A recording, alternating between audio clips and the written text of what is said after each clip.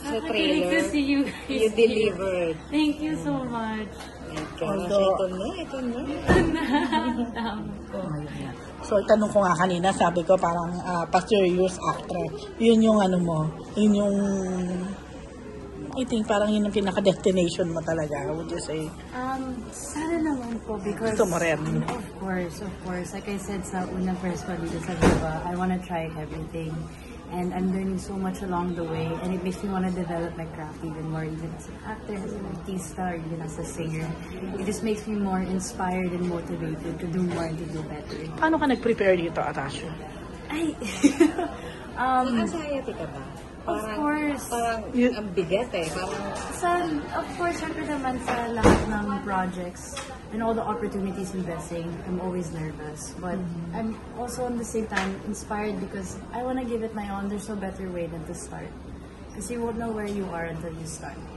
And when you start from there, you can start to see what things you need to improve on, and it just never ends. And I hope to be working more and more. Happy ka dun sa kung ano kami at ngayon? Di ba, of course, eto na, pumasok na talaga kayo sa showbiz. This is what you expected or more than what you expected or what? Wala naman expectations in terms of kahit anong projects or whatever I put myself into. There's no expectations in terms of result. That I can assure. But there are expectations in terms of myself where I expect to make that my priority and to make sure that I give the work that I need to put in and not take it for granted. Yan pong number one priority. Tapos na ba kayo mag-taping nito or Hindi ongoing pa. ba? Ongoing pa rin. Ongoing, pero malapit na. Anong reaction ng mami at daddy mo nung makita yung teaser pa lang?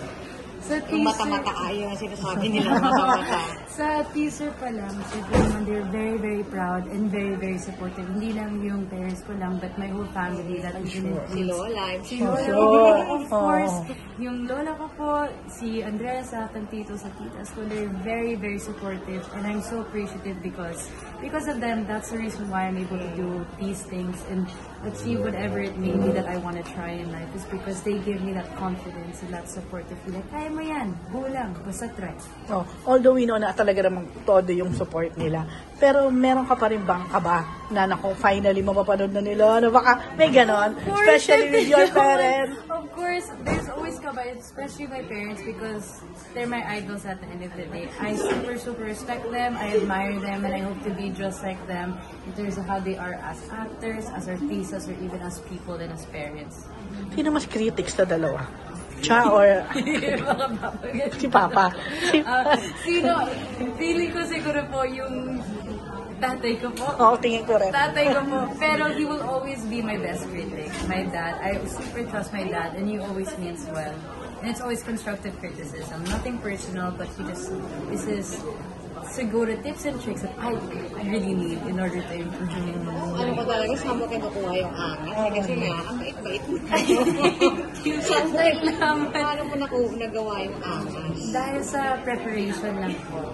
So I really put in all my time and all my efforts into this project kasi I really want to take it for granted. Siyempre naman, ganda naman yung role at this is such a big blessing for me and I wouldn't turn it down for that. May pineg ka ba or pure Atasha yun? My peg naman, my goal is to just try doing something different and super, super malayo sa personality ko. Of course, it was a challenge, but like I said, everything good in life doesn't come easy. You always have to challenge yourself and go through it and learn. Alam mo, Atasha, syempre, hindi natin maaalis. Ang tingin sa'yo, prinsesa pa rin, quote and unquote. May ganon, di ba? Princess or something. Pero pag gumagawa ka ng role, parang you change. Babago ka. So, talagang gusto mo yon. Of course, I will always take on a challenge. Of course, especially with a blessing just like this. Kagaya sa project ito and future projects that may come around, I will always take a challenge with open arms and everything. Will you do some out of the box? Gusto mo yung ganon? Ano bang out of the box? Hindi naman alam ko na, hindi naman pwede yung mga sexy or mga ano. Ako na nagsabi. Pero yung mga roles na talagang medyo iba. Of course, I would like to take on. Nag-umpisa mo na nga dito. Of course, nag-umpisa po dito sa Bad Genius. Sobrang malayo yung character ni Lynn sa character ni Atasha. Sabi mo nga, hindi ka nag-cheat at all. Hindi po. At yung makulit yung lagi ko kulit sa set. So parang when we're playing around sa break, pero when it's time to work, it's time to work. And I'm enjoying that shift, that feeling of it. Natasha, maraming nagtatanong. Lagi, kahit sa akin may mga nagtatanong, bakit daw, babalik ka pa raw ba sa Itbulaga? Anong status? Of Pala? course, I would love to. It's just only if my schedule permits now. Kasi sabi ko, I wanted to give 100% to this project. And dahil lead, I can't take that for granted din also. But my love for the Dabber Cats will forever and always be there. And I love them so much.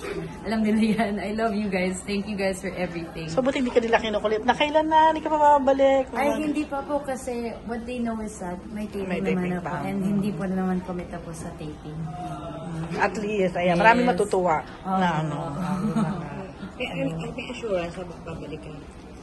Kailangan po, we need to finish this show muna first, tapos tapusin natin yung promo. Pero of course, I'd love to. Of course.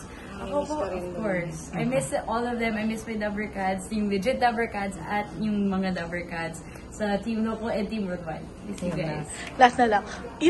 May love angle ba kayo to ni Jairus? Paano ba? Ay, wala Wala. naman po. Hindi Pero, talaga siya. tingnan na lang natin sa Badging sa series only on Vivo 1. Promote ka na. Yan. Yes. So guys, I'm inviting you to watch Bad Genius, a series only on Vivo 1. See you guys there. July 17. 17. Okay, Thank you guys.